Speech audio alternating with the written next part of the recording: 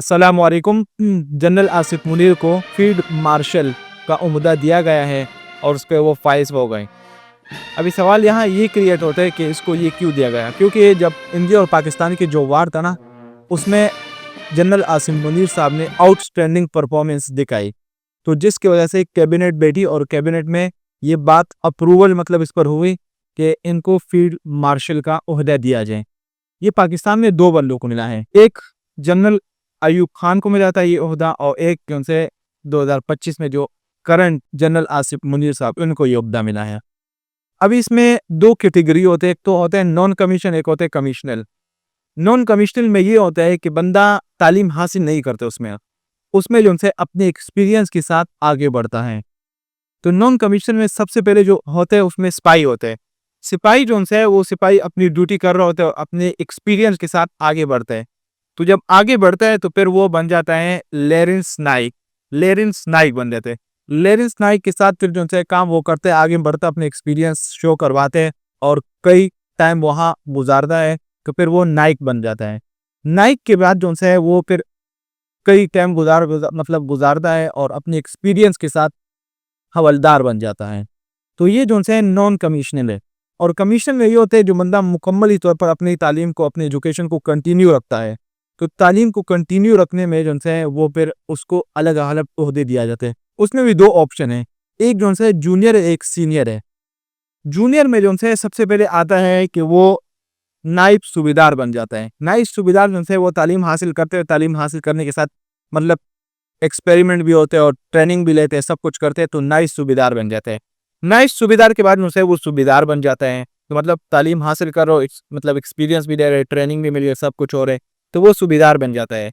फिर सूबेदार के साथ उनसे वो ट्रेनिंग करते हैं और टाइम गुजारते हैं वहाँ पर, और अपने मुख्तलिफ तरीकों से जो है अपनी ट्रेनिंग लेकर फिर जो है वो मेजर सूबेदार बन जाता है। तो ये जो है जूनियर थे। और इसके बाद जब हम आते हैं तो सीनियर की बात करते हैं। सीनियर में क्या होता है कि सीनियर में भी मुख्तलिफ ओहदे पर लोगों को पाइस किया जाता है।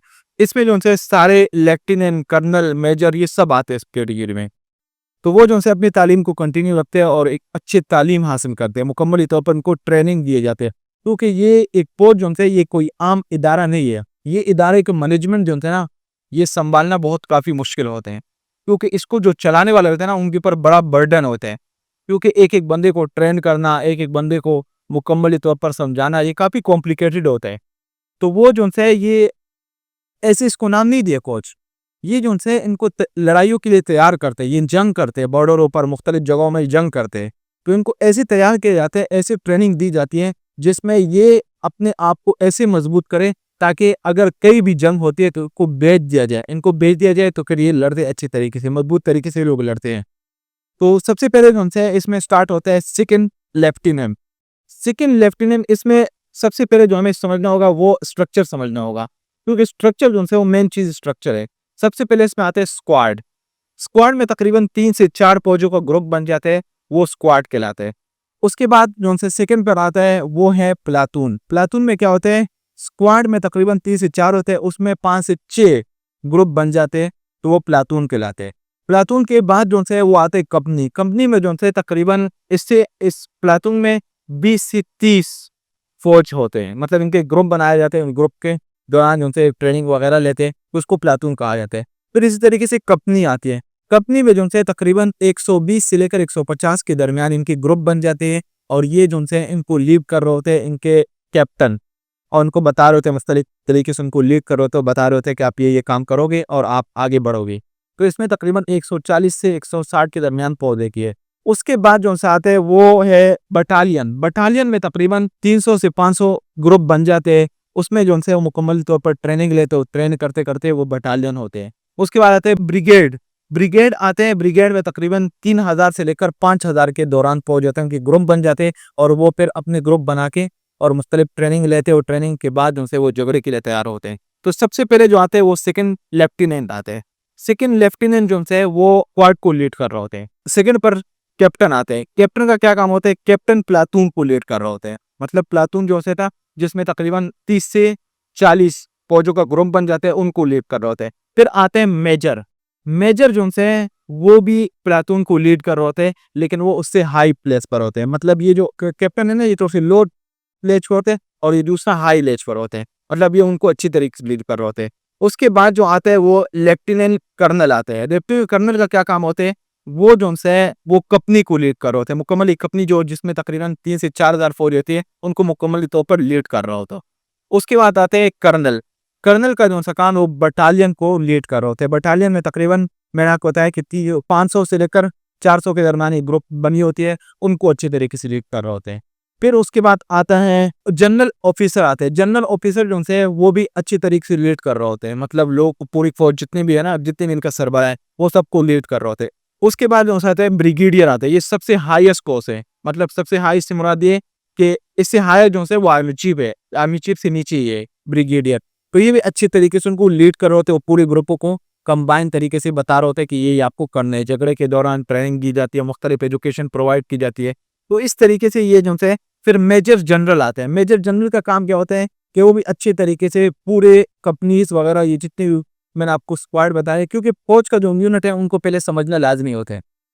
तो मेजर जनरल जो है वो भी अच्छे तरीके से सबको लीड कर रहे होते हैं। फिर उसके बाद आते हैं लेफ्टिनेंट जनरल। लेफ्टिनेंट जनरल जो है वो भी इन सबको लीड कर रहे होते हैं, इन सबको बता रहे होते हैं कि ये काम करना है आपको, ये मसले मसाइल आपको आएंगे, इनको फेस करना है और फिर आगे बढ़ना है। फिर उसके बाद जो है जनरल आते हैं। जनरल जैसे भी पाकिस्तान का जनरल आसिफ मुनीर साहब, वो एक सिपहसालार है, वो पूरी फौज को ट्रेन कर रहे हैं, पूरी फौज को लीड कर रहे अच्छी तरीके से, मतलब मुकम्मल तौर पर ये सबसे हाईएस्ट पोस्ट है। और उसके बाद जो आता है वो फील्ड मार्शल आते हैं। तो अभी जो जनरल आसिफ मुनीर को मिले वो फील्ड मार्शल मिले। फील्ड मार्शल इसलिए मिला है क्योंकि जब इंडिया और पाकिस्तान का झगड़ा था ना, तो इसमें इन लोगों ने एक अच्छी परफॉर्मेंस करके दिखाई है, तो जिसकी वजह से इनको फील्ड मार्शल मिला और ये कैबिनेट से अप्रूव हुए। पाकिस्तान के सदर और पाकिस्तान के प्रेसिडेंट हैं शहबाज शरीफ और आसिफ अली जरदारी ने ये बात को अप्रूव किया, मतलब अप्रूवल मंजूर किया है कि इसको फील्ड मार्शल मिल जाए, ये इसके काबिल है कि इसको ये मिल जाए। ये जो है मुख्तलिफ कंट्री में हुए हैं, जैसे मतलब इंडिया में भी ये पहले हुए हैं। इंडिया में फील्ड मार्शल कई फौजियों को मिले हैं और पाकिस्तान में ये सेकंड नंबर पर मिले हैं। सबसे पहले जो थे वो अयूब खान को मिला था। जनरल अयूब खान मतलब खुद जो थे आर्मी चीफ भी थे, और उन लोगों ने फिर अपने आप को ये बात भी कह दी थी कि मैं फील्ड मार्शल खुद उसने अपने ऊपर लगा दिया था, खुद उसने इस मुद्दत को कंप्लीट किया। तभी काफी लोग ये समझते हैं कि फील्ड मार्शल मिला तो इसका मतलब ये कि ताहयात ताहयात जो है ये आर्मी चीफ रहेगा। ये ताहयात आर्मी चीफ नहीं रहेगा। इनकी 5 साल की मुद्दत होती है, ये 5 साल की मुद्दत को कंप्लीट करके फिर ये रिटायर, मतलब इसको हम रिटायरमेंट नहीं कह सकते कि ये रिटायर हो गए, रिटायर का इसमें वर्ड नहीं आएगा, बस ये फिर चले जाएंगे।